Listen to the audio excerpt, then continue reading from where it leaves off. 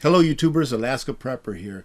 Ladies and gentlemen, I've been seeing some videos pop up on diesel shortage, right? That's like been one of the big things that a lot of people have been talking about.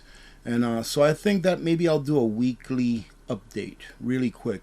I am going to leave the link to this, the EIA site that tells you how many days of diesel, of gasoline, etc., propane, natural gas, and all that stuff there's left in our reserves. Now, there is a difference between our reserves and our capacity to actually make more of that gas or make more of that distillate, diesel, heating oil, things like that. So right now, as I understand, we are being able to keep up our production to meet the needs or the consumption that we are consuming right now. So if you go to this site, and the reason I'm doing this is because I don't want people to panic. Am I telling you not to prepare? Absolutely not. Prepare. Make sure you top up your gas tanks. Usually here in Alaska during the winter, pretty much all the time. Once it hits 3/4, we're at the gas station. If we're in town and we're at 3/4, go to the gas station, fill up, even if it's only 5 or 6 gallons, whatever it may be. Always make sure you're topped off. I believe that it is a good idea to make sure that you have at least one full tank of gasoline put away. So for example, one of my vehicles takes about 28 gallons. Actually, they all do. They're about the same thing. They're all on the same chassis. They're all Chevys, except for the Tundra, of course. But they take about 28 gallons. So what do? In reserve, I keep 5 5-gallon cans of gasoline per vehicle to make sure that I can top off each vehicle at least one time should the gas stations close, whatever it may be. It doesn't matter what it is.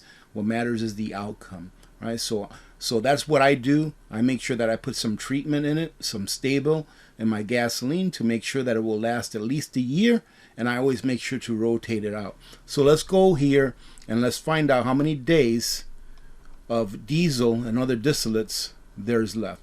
So on this site, if you come down to where it says days of supply, number of days, it starts with crude oil. So this here has to do with the amount of crude oil that we have in our strategic petroleum reserves.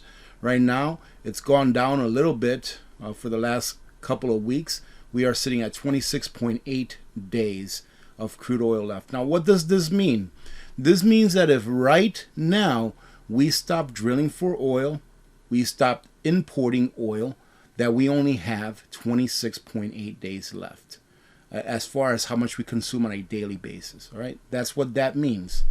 Now, gasoline 24.3, kerosene and jet fuel 24.9, distillate fuel oil, which diesel is in there. You can see right here that between last week and this week, well, this is about a week old. They update this like every week or so, and this, I believe, ends on the 18th of November.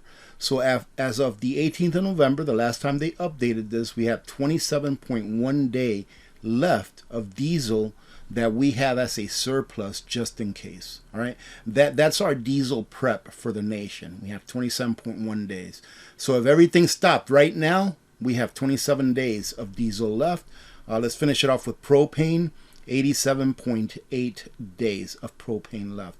Now, if you want to take a look at the history of any of these, like look at the historical days that we had in surplus and such, all you have to do is go over here where you see this where it says 1991 to 2022. Click on that, and it'll bring you to this page right here where it has the history of how many days of diesel or distillates we had left. So it goes all the way back to 1991, and as you can see here, the days are almost around the same or a little bit, close to double. So I'm seeing a lot of 30s and 40s. Bring it on down, still seeing a lot of 20s here. In February of 2003, we were all the way down to 22 days of diesel left.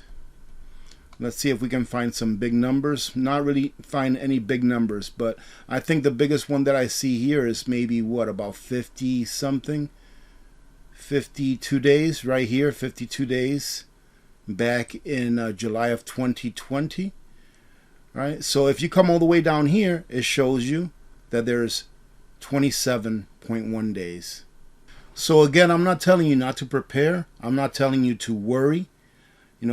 Some people may want to take a little bit of action if they don't have any reserves on hand. I know we're talking about diesel, and I just told you what my plan is and what I actually do. If you have a vehicle that uses diesel, of course, make sure you're topped off, and you may want to put some away.